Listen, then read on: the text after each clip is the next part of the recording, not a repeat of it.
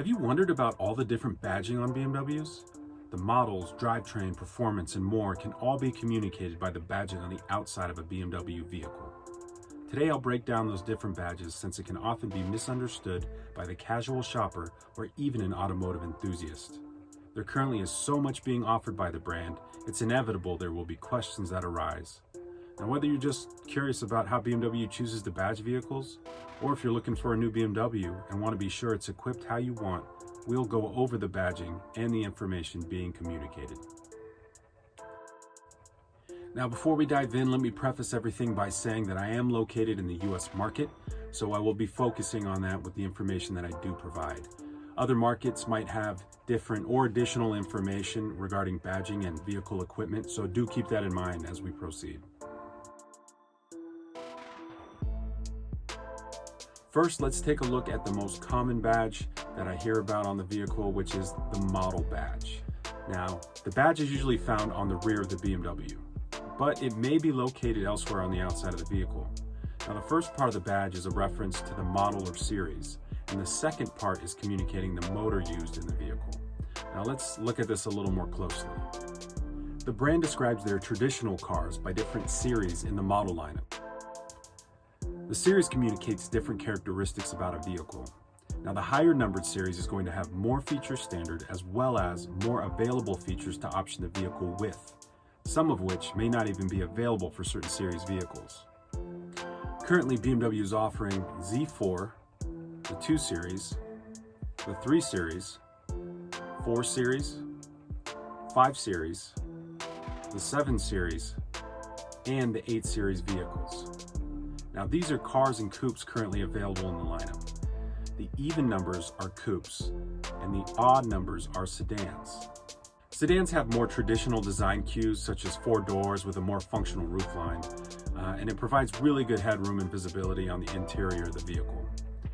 Now, coupes in the lineup are very design-focused and usually have more rounded, low-profile rooflines that provide an appealing visual. And the Z4 is a bit different in terms of its model name and how it fits with the rest of the lineup, but basically it's a roadster offering within the lineup. So the X1 through X7 models in the lineup, these are more what's traditionally referred to as SUVs, but within the brand, that's not how they're referred to. It's either SAV, which is Sport Activity Vehicle, or SAC, which is Sport Activity Coupe. Now, the SAV is a more traditional type aesthetic with a very, traditional SUV type look. The SAC, these are going to be a little bit more sport oriented. So the main design feature that you usually see that pops out on these is the more slanted, aggressive roofline, which gives the car a completely different aesthetic, a sportier aesthetic. Now, the X models are similar to how the 2 Series through 7 Series vehicles are set up. The even-numbered X models are SACs, and the odd-numbered X models are SAVs. So now we have a little bit better understanding of the first part of the model badge.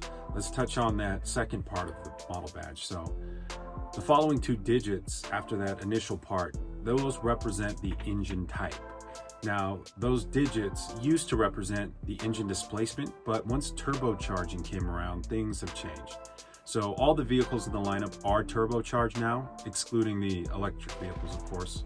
But here's a list of different badging you may see in reference to an engine being used in a model or series.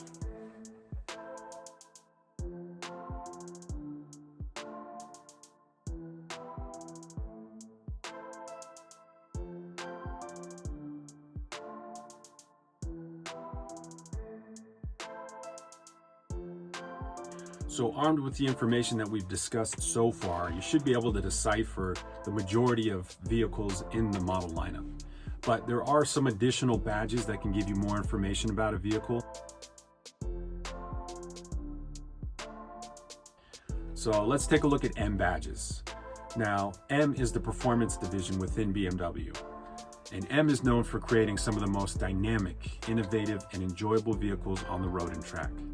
Now, M Performance created a large following by transforming its traditional models in the lineup into high-performance vehicles with more aggressive styling that matched its enhanced capabilities. Now, Now keep in mind though, just because a vehicle has a badge with M logo, it doesn't mean that it's a true M car. So let's break down the M badging a bit.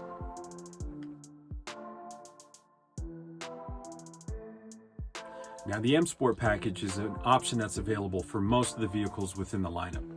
Now this is primarily an aesthetic package. It offers things like more aggressive styling on the bumpers, different wheel options, different steering wheel option, things like that. That's an example of M Sport package. And when you get this package, a lot of times you will see the M logo branded on certain objects within the vehicle. So just because you have an M logo on the car doesn't necessarily mean that you're looking at a true M vehicle.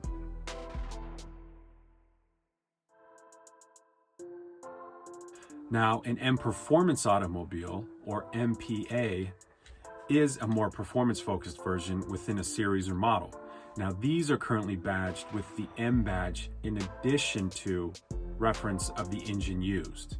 Now, for example, an M340i or an X2 M35i are examples of MPAs within the lineup.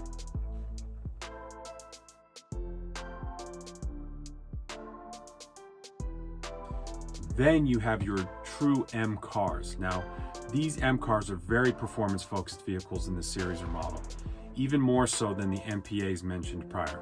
Now, these M cars are badged with the M and the series or model number only. Now, no engine designation is listed on the badging.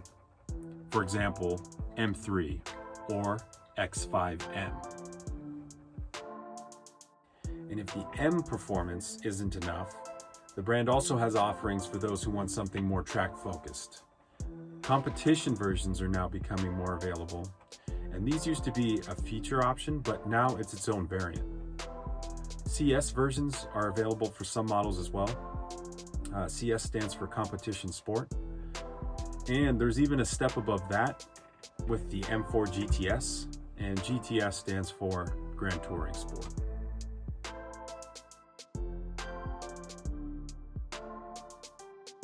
Now, another badge that's very common on vehicles and really good to know if you're shopping is xDrive or sDrive. Now, xDrive is BMW's all-wheel drive system.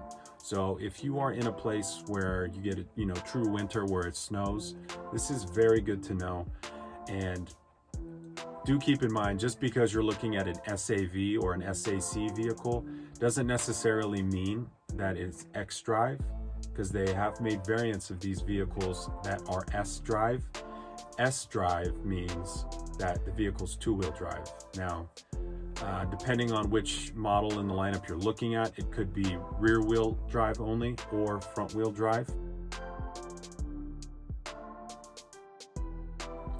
And another badge that you see in the model lineup is BMW i.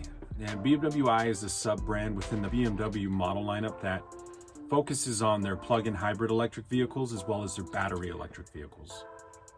Now, the i8 and the i3 were the first to debut the i badge, and more are coming as BMW shifts focus on the electric vehicles and expands its offerings. So products with the electric motors do have some unique styling and accents available that differentiate them from other vehicles in the lineup.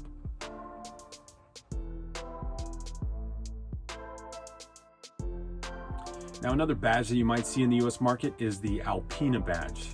Now, Alpina is an automotive manufacturer that takes a vehicle in the BMW lineup and creates their own version of that vehicle. Now, the vehicles that Alpina designs, they also not only enhance the performance of the vehicle that it's derived from, but they also up the luxury, and the attention to detail is very, very focused on those vehicles.